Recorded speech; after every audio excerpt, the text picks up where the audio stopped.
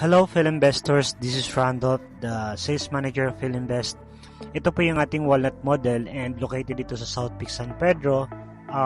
Southwind San Pedro na siya. Yung Southwind is located sa may South Peak San Pedro. So ito is a walnut model with 3 bedrooms and roof deck with a floor area of 125 square meter. Yung kanyang lot area, minimum cut lot namin is 132.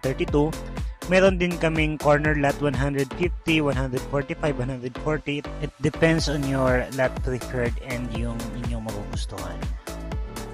So this one is 3 bedrooms with roof deck. Ayan, meron na siyang kitchen, naka-vinyl tiles na siya, naka-tiles na yung kanyang living. Ito po, pwede ka mag-put ng extensions dito as a kitchen or maglagay ka ng dirty kitchen. And sa may roof deck, pwede mo na siyang gawing second floor. So, naka-mono-construct naman siya. Nakabuhos naman yan. So, kaya mag-cater ng second floor yan. And dito sa may second floor or roof deck, kita mo na yung San Pedro skyline and then yung Laguna Bay. Depende yun sa area ng makukuha mo. Ayan, ang ganda ng sunset dito.